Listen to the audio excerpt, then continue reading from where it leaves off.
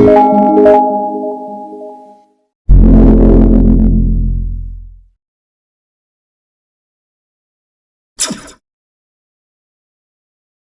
لیے آج کے انجیل مقدس بمطابق مقدس متی 14 باب 13 تا 21 آیات۔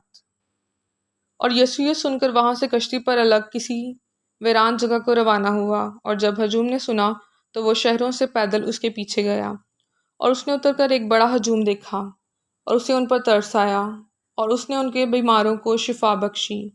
اور جب شام ہوئی تو شاگردوں نے اس کے پاس آ کر کہا کہ جگہ ویران ہے اور اب وقت گزر چکا ہے، ہجوم کو رخصت کر تاکہ گاؤں میں جا کر اپنے لیے کھانا مول لیں۔ پر یسوع نے ان سے کہا کہ ان کا جانا ضرور نہیں، تم ہی انہیں کھانے کو دو۔ مگر انہوں نے اس سے کہا کہ یہاں ہمارے پاس 5 روٹیوں اور 2 مچھلیوں کے سوا اور کچھ نہیں۔ تو اس نے کہا کہ انہیں یہاں میرے پاس لے آؤ، اور اس نے ہجوم کو گھاس پر بیٹھنے کا حکم دیا۔ پھر اس نے وہ 5 روٹیاں اور 2 مچھلیاں لیں اور آسمان کی طرف دیکھ کر برکت دی اور توڑ کر روٹیاں شاگردوں کو دیں، اور شاگردوں نے ہجوم کو، اور وہ سب کھا کر سیر ہو گئے۔ اور انہوں نے ٹکڑوں سے بھری ہوئی 12 ٹوکریاں اٹھائیں، اور عورتوں اور بچوں کے علاوہ کھانے والے تقریباً 5000 مرد تھے۔ پاک انجیل کا پڑھا اور سنا جانا ہم سب کے لیے باعث برکت ہو۔ خداوند کا شکر ہو۔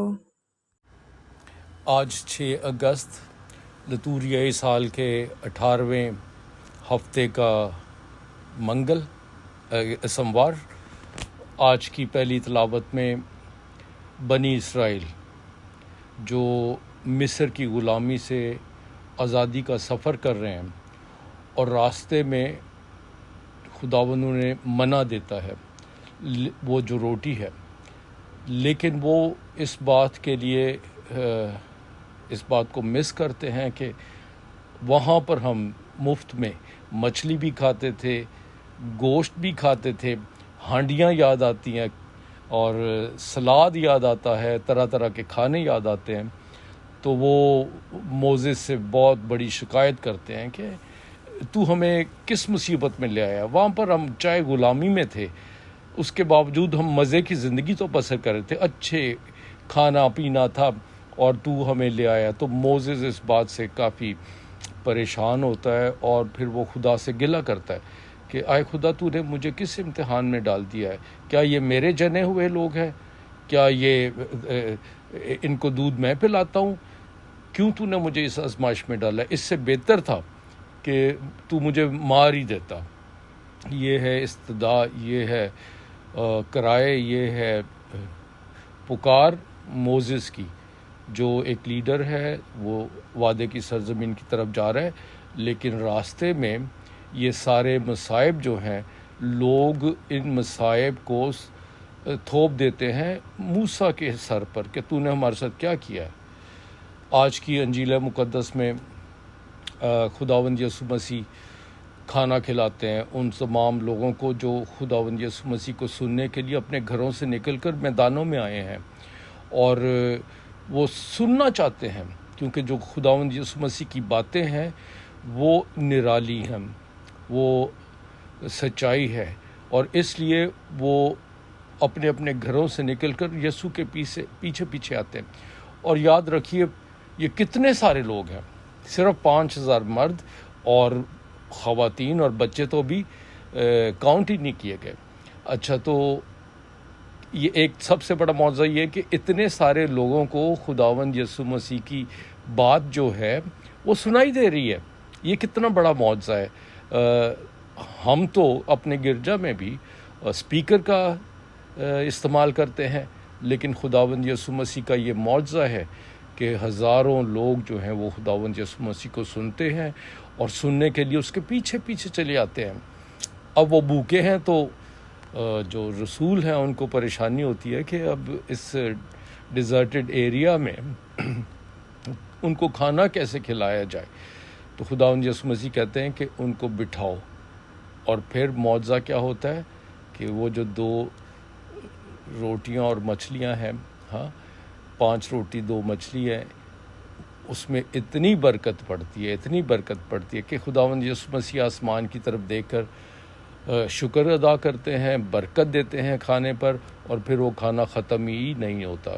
5 روٹیاں 2 مچھلیاں، وہ کھانا ختم ہی نہیں ہوتا، اور بلکہ 5000 مرد تھے اور پتہ نہیں کتنی خواتین اور کتنے بچے تھے، اور اس کے باوجود بھی 12 ٹوکریاں جو وہ بچ گئیں۔ تو میرے عزیز بھائی اور بہنوں، ان 2 تلاوتوں کے ذریعے سے آج کے لیے ہمیں کیا پیغام ملتا ہے؟ یاد رکھیں، خدا ان داتا ہے، وہ رزق دینے والا ہے۔ اگر وہ آسمان میں اڑنے والے پرندوں کو رزق دیتا ہے، کوئی کیڑا، کوئی مکوڑا، کوئی چڑیا، کوئی پرندہ بھوک سے نہیں مرتا ہے، کیونکہ وہ رزق دینے والا ہے، وہ ہمیں رزق دیتا ہے۔ کیا وہ آپ کو چھوڑ دے گا؟ نہیں، وہ ہر طریقے سے، مختلف طریقوں سے، پتہ نہیں کیسے کیسے وہ آپ کا رزق لگے رہنے دے گا، آپ کبھی بھوکے نہیں سوئیں گے۔ اگر جو لوگ ہماری دنیا میں بھوکے سوتے ہیں، وہ اس لیے کیونکہ ہماری دنیا میں ناانصافیاں ہیں، امیر امیر ہوتا جاتا ہے، غریب غریب ہوتا جاتا ہے۔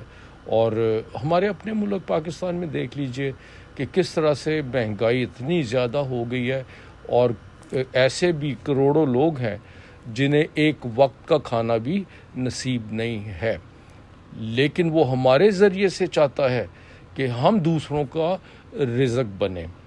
تو خداوند یسوع مسیح آج کتنے ہزاروں لوگوں کو کھانا کھلاتے ہیں، اس کا مطلب خدا ہمارا رازق ہے، وہ ہمیں رزق دیتا ہے، اور طرح طرح کے کئی طریقوں سے ہمیں رزق دیتا ہے۔ اس لیے ہمیں اعتماد رکھنا چاہیے کہ خدا ہم پر کتنا مہربان ہے۔ دوسری بات، اپنے ارد گرد نظر ڈالیے، کوئی بھوکا تو نہیں سو رہا؟